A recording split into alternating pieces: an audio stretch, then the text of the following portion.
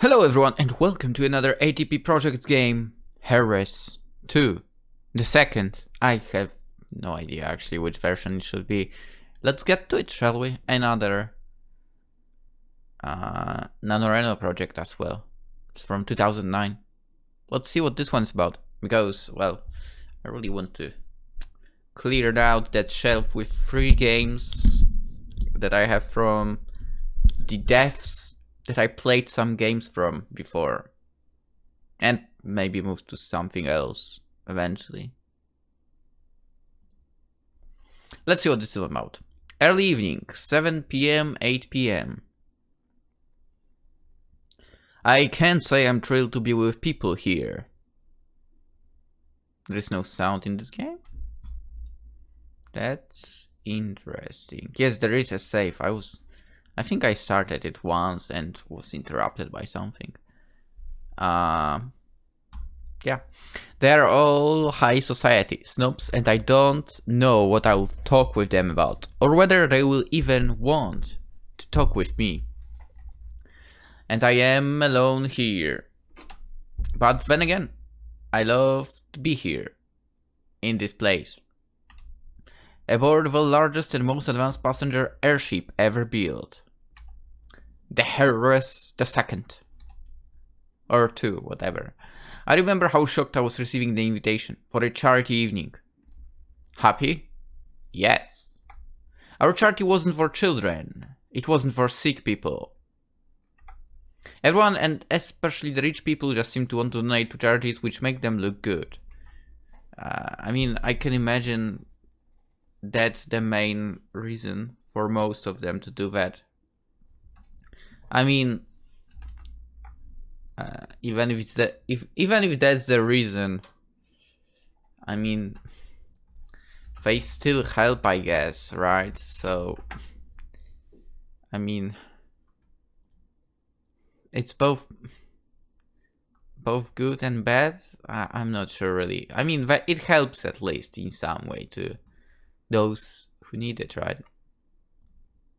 And ours probably won't. But everyone was so happy. A representative of our charity was invited to spend a gala evening on board the Heiress II, the second. We would fly over the sea through the night, and in the process, the donations would be made. The request for the representative was for an eligible single person, so that the date auction could take place. The donating people would bid on spending the evening with the people from the charities. I was chosen for us, and from the start there was the mixture of angsty and excitement in me. It wasn't like I never attended charity evenings with our benefactors. I had my taxes, I knew the usual small talk. It just, somehow, it's always crowded, so many people, and yet I feel alone. And it's not because the people there aren't honest, even for sometimes snobs cannot be avoided. But they all seem to really protect themselves. I'd like to talk more openly, tell them how they can become more involved with our charity, but for the most part it's just an evening. Something to attend. But I'm not complaining. It's how these things work. And we are always grateful for the donations. The airship was already flying about an hour, and after spending my time watching us leave the city and fly above the sea now, I knew I had to go and strike up some conversation. Unfortunately, I didn't know any of the people personally. It was important, however, that I made these contacts, since contacts are always the most valuable assets we have. Probably. Unfortunately, in most situations, that is the truth. And then, support the people who have these talents and beliefs. I was trying to explain to one of the many potential benefactors the purpose of our organization. I'm quite used to getting strange looks and people with slightly annoyed expressions. Our charity hasn't seen us yet another proof that people will ask money and aren't ashamed to do for any silly purpose. Yeah, yet I knew that our late company head, the founder, had put a lot of passion into the idea. We are the foundation for better media. In essence, we collect money to support people who have the potential to make the mass media more informative, precise, and useful. I guess he failed then, because, I mean, the media are definitely not more informative, or like spreading fake news. Definitely, I mean, I guess the precision is there to spread the fake news. Is it useful for? Not really. Yeah, we try to do all we can to provide a counterbalance to oversimplified news and casual reporting. It's a difficult concept to explain, especially since not many people are willing to donate or even believe that the charity serves a good purpose. Not that they wouldn't agree that the media need to be more balanced, but no one really sees how the general mindset of the public that consumes this media will be changed. Can we speak about media again? And in my crappy country, like how our leading party, so basically from the party where the president is, basically decided, yeah, we are not going to we are not going to give this ridiculous amount of money to hospitals. We'll give it to our TV station, which is absolute shit, by the way. I don't know how can anyone watch it. Anyway, more factual reports are boring. Less spectacular news is less watched. We try to fund programs, especially in primary and secondary schools, to reach the young, and we also typically fund people who get good recommendation to help them gain more spotlight. I would like to have that. Would be nice. We have had one successful project financed that raised some awareness. It was a weekly television discussion about media. Other than that, our projects are rather small. I looked around and it never stopped to amaze me just how big the airship was. There were so many people here, almost like in a larger airplane. They had a small kitchen, and there was even an air deck, a sort of promenade on top of this main room, where one could walk on the open air while the airship was flying. The brochure that I was given said the unique aerodynamics create a special flow of air. Interesting. So that people on the air deck do not feel any wind or movement of air. However, for this flight, the air deck was closed. Why? Were they afraid someone might... It was now time for the auction part of the evening. The benefactors in the audience were called one by one to the small stage on the side, briefly explained our charity and judging from the first person a young woman from a children's heart disease found. We'd have to answer some personal questions from the host, who was trying to bring a bit of light humor into it all. Of course, the dates the benefactors won by bidding on us weren't really dates. It never worked like that, and I was conferred in my beliefs by the elderly man who had paid a really big amount of money for the attractive woman from the fund. Because with the conduct of a true gentleman, he offered her a seat at his table, the only intention in his eyes being spending a bit of time talking to her, that bastard. One particular man, the representative of the Youth Sports Foundation, was, I could easily tell, going to be a very sought after item, especially since on board today was one of the richest persons in the country. That person was Cen Isyanina, the daughter of the late real estate mogul and genius investor Cen Isyanina. She was now the sole owner of a vast empire of companies, land, and other assets. So she inherited it. Most people doubted even though she officially agreed to come, should turn up. It was a rare occasion to see someone so well known so close up. Can we only... Goddamn, that's a weird name. Ken or Chen, I don't know. Let's say Ken, whatever. Was only talking to two people, two older women. I assumed she was known them. she has known them before, most probably acquaintances of her father.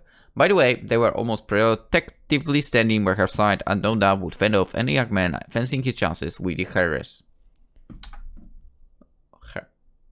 That's an interesting thing.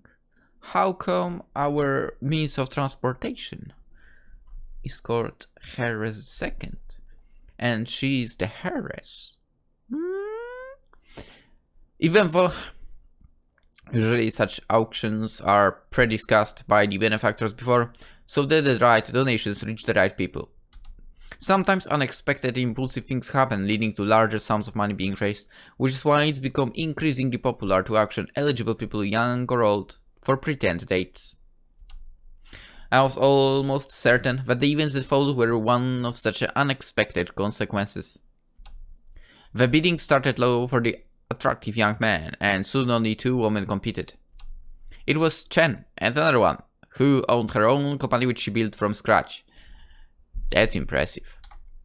That company sold rubber and plastic plumbing products. It seemed to be that Cen was the one who was going to win the bidding, since that was the first time she participated in bidding, and it was a sure sign of things being scripted, and Cen simply wanting to make her donation.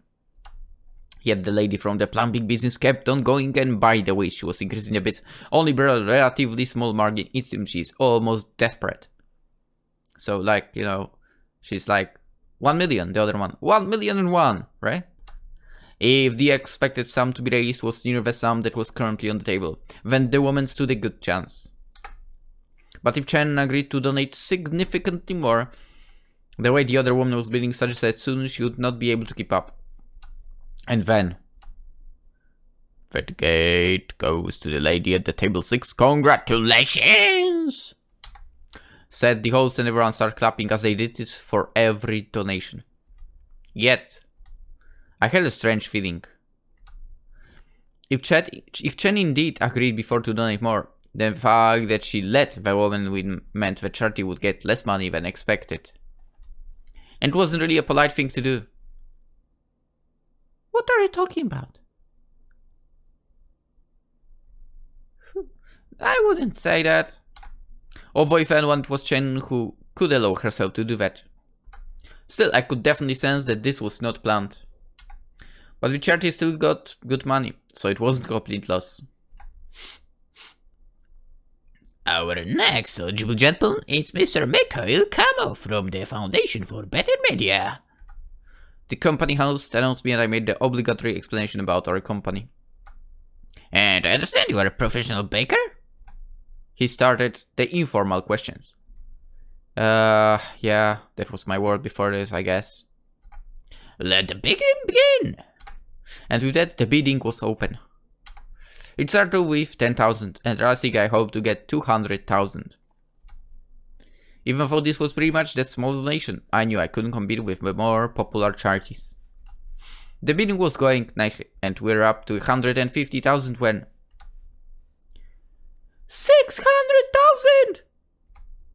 No. It wasn't the highest amount of the evening. But for a low-profile charity like ours, it was a price so high that we end all further bidding. And it was Cen who made the donation, and I was so surprised, shocked even. At first I didn't know what to think. I was happy that we have 3 times as much as my best estimates, but I immediately started to wonder why. Me? Why our charity? The host closed the deal, and the clapping let everyone know the next person was coming up. There were a few people left until the end of the date auction, and I discreetly made my way from the stage to say thank you to the Cen. The 2 ladies were not around anymore, sitting behind their table, and Cen was alone. I was supposed to be saying Can, I ended up saying Cen, whatever. When I came up to her table, she stood up. Good evening, I said, now being closer to one of the richest people on the planet than I ever was this evening. Thank you for the donation, it means... But I stopped. Her face, I realized that she must have heard such words so many times, probably even more times than I have said them to the others. And it's not that I would mean them, and I was sure it was not that she wouldn't believe they are true. But her eyes, they simply said that she knew. So I continue. Maybe it would even be insulting to keep on thanking. And so I stopped.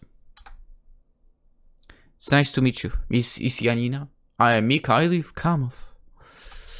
Please.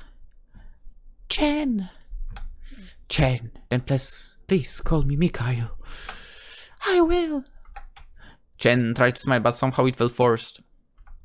As the crowd was laughing behind us on some funny remark the host made, and I started to wonder about what just happened, how I got into this situation, and what I should do from now. How to act appropriately since this is such a formal event. Cen looked at me and said, I am poisoned, and I'm going to die within the next few hours. Ha? What? Evening, 8 p.m. 9 p.m. What did she say? What? At first I thought I must have misheard something. Surely that was a joke that I didn't get. I tried to smile instinctively, but I must have seemed confused. Cen looked at me with kind eyes, almost as she knew how impossible it all sounded. Could you, what? I was talking incoherently, trying to tell her. I am poisoned. She repeated calmly, looking at me, smiling. Poisoned. It was surreal. It was. I still thought this is some kind of a joke, because it seemed, I don't know why I keep the goddamn headphones, there's no sound. Because it seemed so unbelievable. It's so weird to record like that now. How would she know she's poisoned? I mean, I hear myself with the headphones on, but it's muffled a bit, right? Now it's different. And if she is, how did she get poisoned? Was it here, on the airship? Did someone poison her? Did she poison herself? I'm sorry, but it is so. Cen said, and I was once again shocked how calmly she speaks. But, shouldn't you call the doctor or do something? I asked the logical question. I am the doctor on this airship. Huh. You are the doctor. What? I asked this, but seeing Cen not quietly, I remembered what I knew about her. She had been sent to the best school in the country, and her profession was indeed a doctor. I'm sorry. I actually know, just remembered. She looked at me as if to say that it's normal not to know. That's alright, Cen said with a soft voice. But perhaps we can call for help if you don't have anything to help you here. Considering where we are, the actual experts and equipment needed to help me are more than 1,000 kilometers away. Not to mention the difficulties of getting doctor on board, or even getting me out.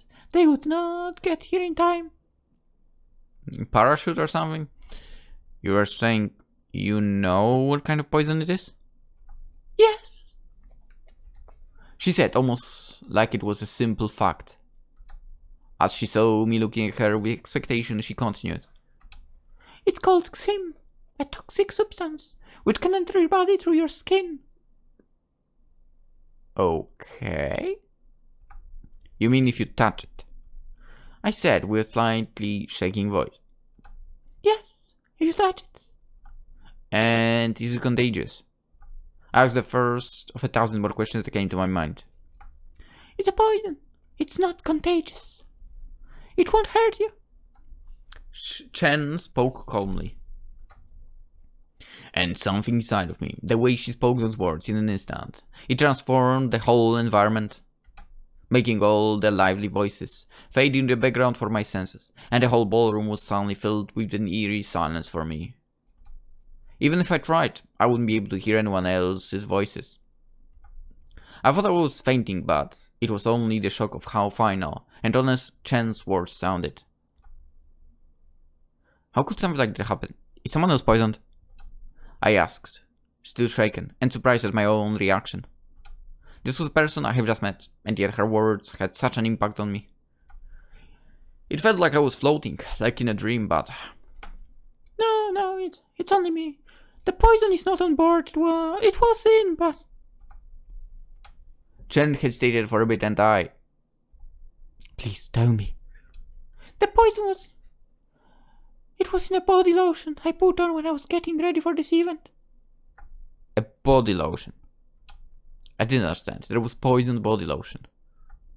I know it sounds strange, but it's the truth. A rather silly one, but still. Cen smiled softly. That body lotion. It's my hobby. Hobby? Yeah, I like to have my own cosmetics specially made. I have a rather large cosmetics laboratory near my residence, and I often visit and try out ideas. It was. I suppose people like her also had their own pastimes, but... I guess it's a strange way to pass the time. Well, I admit it's unusual, but... there was nothing wrong with it, I suppose. If she was rich enough to afford that hobby, other people may buy decoration, and some may want to make their own soap. It's just that I have never heard of something like that, but it seems nice. Cen smiled at me while I was still getting used to the fact that she had this unusual hobby. Very unusual. And we use a chemical to make the substance smooth and milky, and once it reacts, it needs to be tested for leftovers. And I tapped in the wrong values in the testing machine, so it showed me that there are no residues. So when I started to feel the symptoms here, I realized it is the chemical, and then you just go through it all in your mind trying to find an answer. And then I realized that I typed in the values for a different chemical, so... Cen explained how that strange course of events happened. It was a story I would have never imagined could happen, but there was nothing not logical, nothing I couldn't believe, but still. Now that I think about it, do those things still fly somewhere around? It surprised me, and it took me a few moments until my mind analyzed all the information that could accept it. It's actually silly, don't you think? What is silly? That it was me. You. That was me poisoning myself. Cen tried to smile. But this situation, it's a mistake. They happen. I answered, slowly working with the new situation and the logic involved. Cen had her own cosmetics laboratory, and by mistake, she used a body lotion herself that still had dangerous chemicals in it. I mean, she didn't use it by mistake, but... Yes, but this is a really big mistake. Cen replied to my reasoning. It's better context. Yeah, it's a normal mistake, but given the situation... But it's nothing to feel bad about. Taking your best care and still making a mistake is quite human. I was surprised at how calmly I handled the situation. I calmly clicked too fast as well, but... I suppose that is... It is, yeah. I realized just how much I have changed my thoughts and my mood. From shock, panic and disbelief to understanding. Is there still no? Yeah, nothing. Why is there no sound? With Cen and her calm, composed way of handling herself in such a situation, I couldn't help but believe her, accepting everything and completely change how I view things. There is no sound. That sucks. With Cen and her calm, composed way of handling herself in such a situation, I couldn't help but believe her, accept everything and completely change how I view things.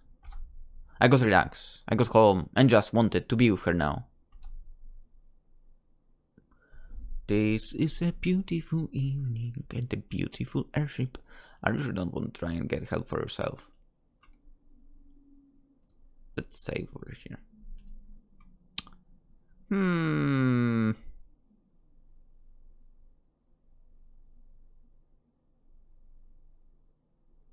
Let's go with second. No, I'm quite sure. Cen replied, smiling. No one can help now. It doesn't matter. Thank you. Cen suddenly said, "Why do you thank me?" For believing me, I guess. I mean, I can completely understand how that all sounds. Like some strange story, and... For me, it would also be very difficult to believe this if someone told me, out of the blue like that. But I didn't want to shock you, but I don't have a little time. And I'm happy, but you understand. Thank you. I understood. Cen had to be calm and not let her heart rate get too high, because that would only speed up the poison spreading in her bloodstream. But it was not only that, it was also the way she handled herself, considering the situation, and the way she didn't let anyone else know. Carefully smiling, and just from the tone of her voice when she politely replied to the small talk that people interrupted us with. Letting them know with the way she stood turned towards me, with the subtle movements she made, directly at me, letting everyone unmistakably know that her attention is with me. As I just stood there, amazed, fluttered, and humbled, seeing how others quickly understood and politely moved on, observing the etiquette. I felt how, from the way Cen was talking and talking to me in the presence of others, I seemed to be exempt from the expectations and intricacies of society, being treated as Cen's personal guest. It was in many ways exactly how it was meant. Me and a few other people were of different status, and in a positive way were treated differently. There was always respect in all of these encounters, and I have experienced similar situations when on a few other events. Still, I have never seen someone communicate all of this so gracefully with just one gesture. I was mesmerized. And even though I never considered Cen to be extraordinarily pretty, I mean, she's pretty attractive. seeing her on various occasions in the media, I now saw her as the most beautiful woman I have ever seen. I'm sorry for all of this. Cen said when we finally were left alone and found a quiet corner of the ballroom. May I ask? I said, and Cen gave me a kind look as to say I may. May I ask why me at the auction? Because I thought that other person... I didn't want to do it. I know she likes him and I didn't want to take. But we understand it, now his charity got less than what they expected. Yeah, but it's not just about the charity. The charity can be the most important thing. In an instant, I was reminded of something I was wondering about before. Is it... Excuse me, because I thought I noticed. Not only for charity, you seem to have been so distanced. Cen was thinking for just a few seconds, as if she was deciding what to tell and how. Then she sighed slightly, but in a way that signaled relief or overcoming something, and she said with an honest tone, I don't care for them. And I believed her. Because of the way she said it, I didn't for a second believe that it was wrong of her not to care. It was difficult to try to figure out why, but it must have been that she told the truth, and didn't try to convince herself otherwise. She implied that people like me do things that don't interest her, and that she gives them money because it is expected. But still, I knew she wasn't a bad person because of that. I knew because I felt that she wasn't thinking less of herself or the charity people. She just did not care deeply. Understand? I said that I knew she would know. Yes. Cen said, the tone of her voice getting back on the original question, why it was me. It was your hands. What? What are you, Kira? My hands. Yeah, the way you hold them together. I noticed you and... She smiled and gave me a kind look. I didn't think. Cen continued, almost like she was saying this just for herself, almost like it was a different subject. When I found out, I just wanted to. She smiled again. I'm really sorry. I only wanted to be with someone. So, if you could keep me company this evening. Her voice was almost inaudible, but it had something so sincere in it. I felt my ears hurt, as I just wanted to burst into tears because she was so nice, even in such a situation. I felt like I was the weak one. I felt like it was reality. Me, who was turning to her, looking for someone to support him. Would you like to see the air deck? Why are you blushing? Cen suddenly said in a voice that put me on the verge of tears once again. Yeah, I said almost automatically. In another situation, I would be excited because the air deck being closed for this flight was quite disappointing to me, and I wanted to say it so much. Cen, being the owner of the airship, obviously could arrange that, and it would be very special to be able to see the air deck being the only people here. Okay, I'm curious still. I'm too curious. I need to check. Airship flight. Is there still a thing? Graf Zeppelin, yeah, I know.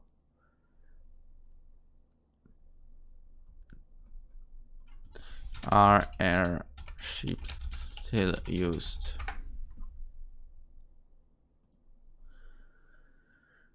There are 25 blimps still in existence, only about half of them are still in use for advertising purposes.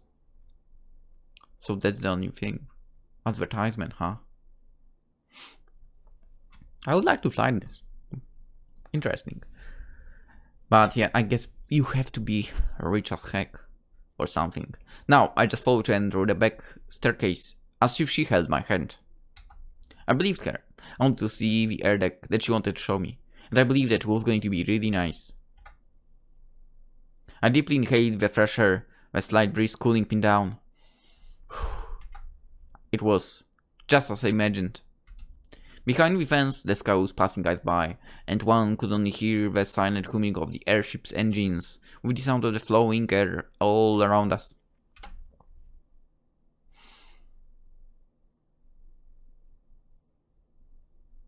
On the other hand, if you go outside, wouldn't you be quite a bit scared? Cen gave me time to go and look around, and I did, occasionally looking at her standing in the lower section of the deck. Thank you, I said when I turned to her, fun being able to be with her with my mind. The fresh air helping me regain my senses. She said nothing, stretching her hand out to me, and as I instinctively reached out, she briefly held the tips of my fingers as to say that she accepts me the thank you. Late evening, 9 p.m. This is early evening, mate. Still early. You were thinking something. I know, I said as we were on the air deck, having just finished talking about the cities we were born in. Cen said, suddenly changing her expression as if I caught her. It's... when you were little, did they call you Misha? No, but I know Misha from Katawa Shoja. No, it was me who was a bit struck by a question, but... yeah, my parents and friends call me that, even now. Can I call you that? Of course, of course. It just... I like that name, that form. It's my favorite. Thank you. What was his name again? Mikhail? Is Misha for Mikhail? I replied, feeling somehow flattered, but not really knowing what to say. Can she... Hey. Now you have something on your mind. Again. I do? Cen seemed to have been caught off guard by that question. She smiled, and after a few seconds she smiled again. You're right, but it's a bit embarrassing. I seemed to have sensed a slight bit of shyness in her now, before she said, Well, it's... I named my dog Misha. Oh my god. Cen said, and it seemed like she was waiting for my reaction. And that's embarrassing. Well, it is for me a bit. I could understand what she meant. It was more embarrassing for her than it was for me, but it also felt nice that she was embarrassed. Because I felt it was telling me that she cares. What breed of dog is it? It's a Samoyed. Ah, he's a wide, big and fluffy kind, right? I'm not too good at this. Yeah, that's the one. I love him, but he's rather old now. But he really makes me happy. I didn't answer because I felt Cen being slightly saddened, not continuing to speak. I decided to change the topic and I asked, did you have a nickname as a child? I asked because I wondered how one could make a nickname of Cen. It is well... I felt Cen hesitate. Oh, you don't need to tell me if it's uncomfortable. I guess I just want to know and keep the conversation going, so don't worry. Yeah, well, no. It's Cen. It's my nickname. Huh? It's not your name? I wonder because I always only knew her as Cen, even from the newspapers, when her name appeared sometimes. My mother and my father made sure I was known as Cen. But in my birth certificate and all the contracts and official papers, my full name is Innocent. For freaking sake. Innocencia. I don't know how it sounds in Russian, god damn it. Like innocence, right? It's a family tradition, such names, and so they name me like that. Innocence, huh? Interesting. It's still a beautiful name for. I said honestly. I mean, it is. Yes, but no real person has this kind of name, and I don't like to be that different. I don't know anyone named Cen as well. But it's not that I will be ashamed, it's just, well, I don't really know. Would you like to dance? Cen proposed, hinting downward, suggesting we go back to the ballroom. Yeah, I would, even though I suck at it. I answered simply, happy to be in Cen's presence. And with that, we made our way to the ballroom. If you want to get me dancing, you need to get me at least slightly drunk. What are you thinking? Cen asked me suddenly. We were dancing our third dance in a row. The music was slow and we were calmly moving, making only small steps in a soft embrace.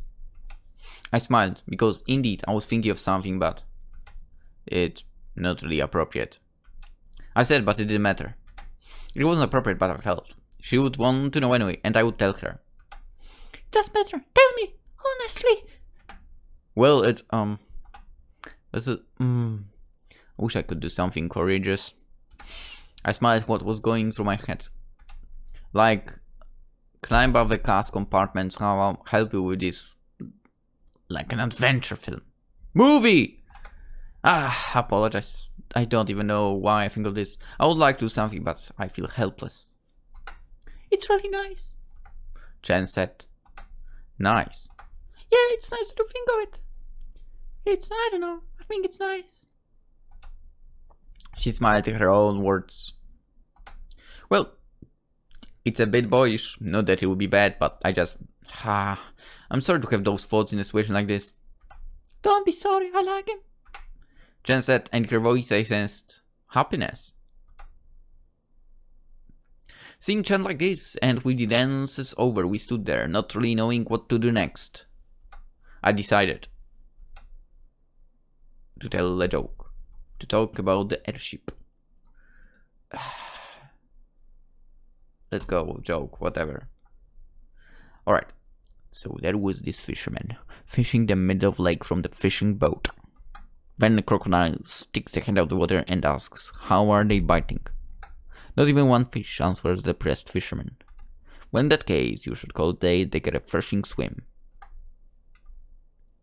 That was cute. It was supposed to be funny. Well, it was cute, I think. If you put it that way, I guess you can also say that's cute. I said, as I saw Cen's face even happier. Oof, that was a good choice. Now you. A joke? Yes, tell me a joke. I mean, what's the point of talking about the airship, right? They talked about the airship a little. They were to the air deck and so on. Oh, sorry about yawning. Alright. Here's one. If you were to ask me to tell a joke, I wouldn't be able to. I don't remember jokes. I remember jokes as I remember basically songs. I don't remember them at all. And we started telling each other jokes. Early night, 10 p.m., 11 p.m. That's evening. I got it. I suddenly realized. Another hour or so has passed and we were in the middle of a conversation when I realized. What do you mean? I just got it, I understand. This airship, what you told me before I mentioned your name. I'm sorry, Cen shook her head, but she had a kind of curious look, mixed with amusement. I observed that as the evening progressed, she became more and more like this. I felt like she's more and more open towards me and... Well, I may be wrong, but even if I am, it's still interesting thing about it. It's the name of the airship. Since I have been wondering why there doesn't seem to be any Heiress the first airship. But it was before I knew your full name. Now it makes sense. The airship has your name. Heiress II isn't Heiress II, but second. 2 is as in Cen Isyanina.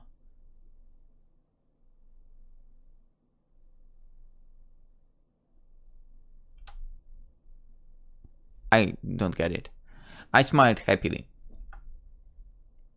And Cen, she moved closer to me to ask for another dance. She then told me how the airship was built, and it was a gift from her immediate and wider family for her 30th birthday. Oh, okay, she's a doctor, so I guess it would take a bit of time to study. She might be in her 30th, I guess. They want to give her the greatest possible means to travel. Then again, I mean, studying to be a doctor, that's freaking impressive. They wanted to give her the greatest possible means to travel, okay. And that was the story of how the airship was built. Something that had to be planned several years before her birthday. That's nuts. These days, Cen is often landing the airship for events like this. She rarely flies it. Tonight is one of the exceptions. We then continued to talk. Cen, however, she was getting visibly worse. She was pale and felt sudden and short attacks of pain. People were asking whether she was feeling well, and Cen did what she could do to conceal her condition. It was just as she said, all these symptoms. She tried to get you some help. Make her a cold fruit punch.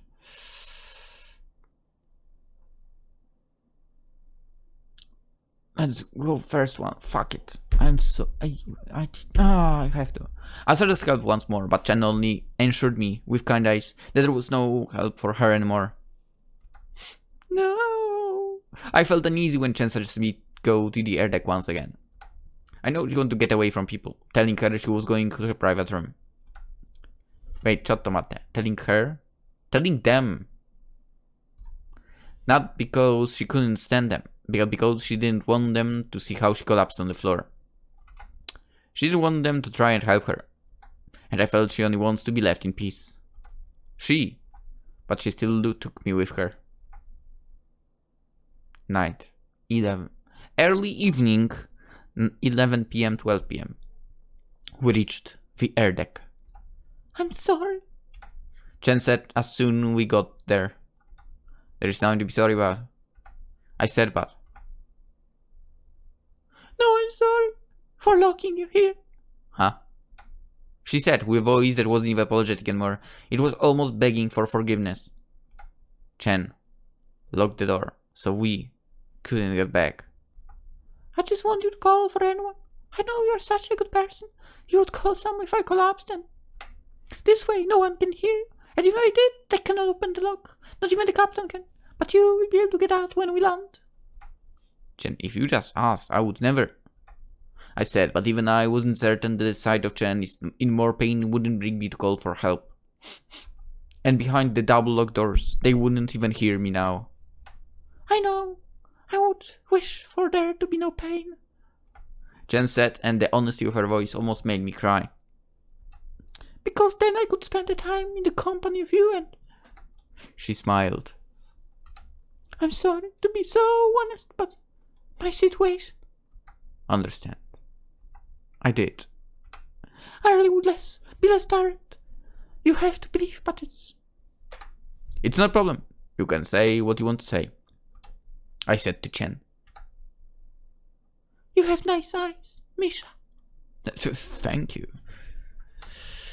Cen told me, smiling. You see, I am honest. She added. And I didn't know what to say. You must now be honest about me as well.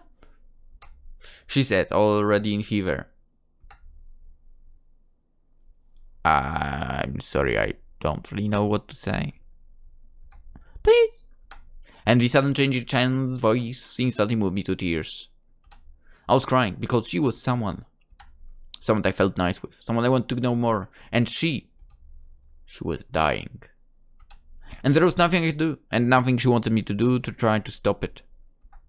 Misha, Cen came closer to me, softly putting her hand on my shoulder, as if to say that her dying shouldn't make me sad. You know, it's so easy for you to be brave now, when you are not going to be the one who will be left alone. Cen, attacked at the very moment of it by yet another surge of pain, removed her hand from my shoulder. I know, I'm sorry. I am really sorry. But words don't matter now. I just want you to know, if I could, I would never let any tear leave your eyes, and they would never hurt. Cen's pain seemed to go away, and I slowly go back to normal again, as well. The crisp air, it brought us back again for the time being. Cen's pain attacks would only get more frequent, but I breathed deeply, and so did she. Looking at her and seeing her smile, despite all that was going on, I felt happy. But you must now tell me. Cen got back to the question after her pain went away. What should I tell you? Something honest. Something about me. From you. Yeah, guys. Something about me from you. Well, you also have beautiful eyes. I tried to talk since she said the same thing about me, and somehow it seemed to make her smile. No, that doesn't count. You had to say something else. I looked at her face, happy, even though it was all going to end soon, as I knew I had to be as honest as possibly I could. Gaining a bit of weight would make you prettier. Your hair has a messy charm. Yo, messy hair? Yeah. Like, if you completely flatten the hair, it's not that. No. There is some mess to it, yeah. There needs to be some fluff. I think that I actually said this to someone lately. Anyway. I told her that I like how her hair looks, even though this late in the evening it was a bit messy. Mostly from the breeze and the sweat which Cen had to suffer. Still, she was beautiful. Midnight, 12 to 9 a.m. I guess it's true that it's midnight.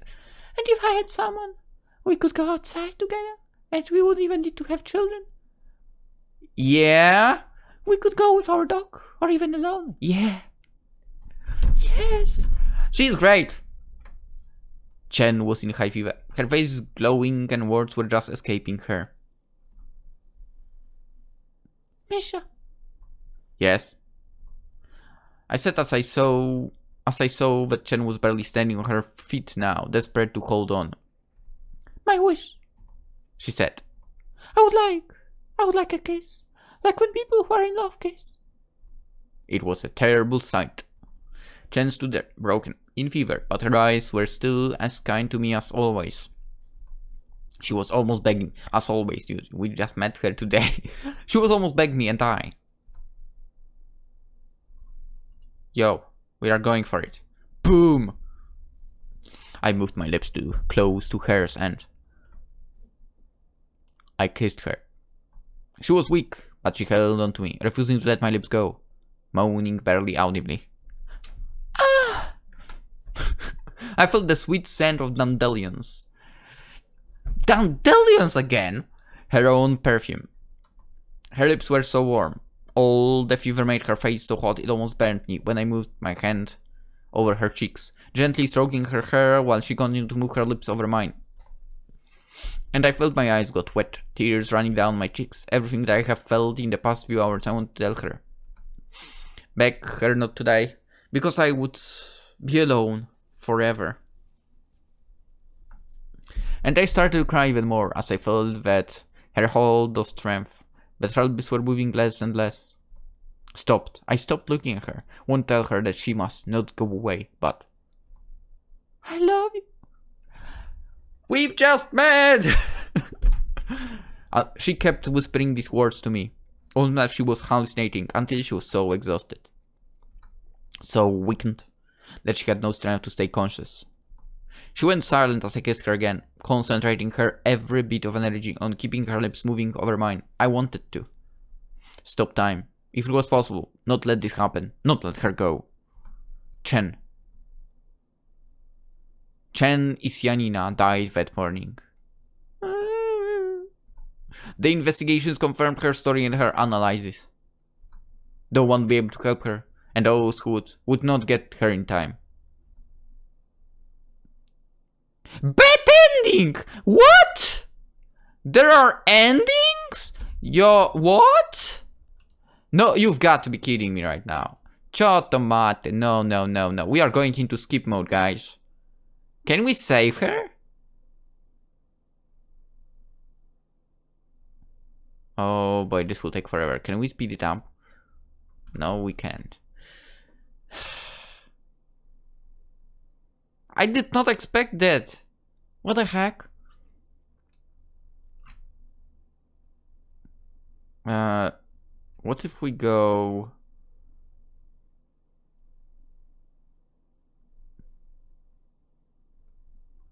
Okay. Let's go with... Okay, now I can't skip. Can I? No, I can't. I have to click the button. This is nuts. I can't believe that it's a bad ending. We got a bad ending, guys. Then again, I mean, even if it was a bad ending, it seemed like it would be a true ending.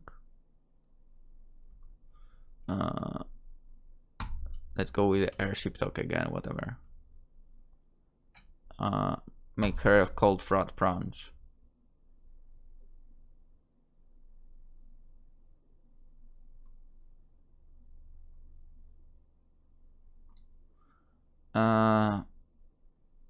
Messy hair again. Kiss. Oh! Yo!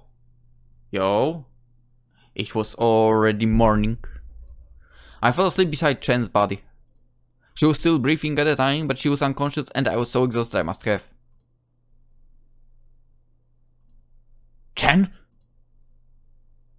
Cen's poisoning her analysis of the impossibility of anyone being able to help her were correct. She was going to die. Something so final. There was nothing that she or I, or anyone else could do about it. And yet, she did not die!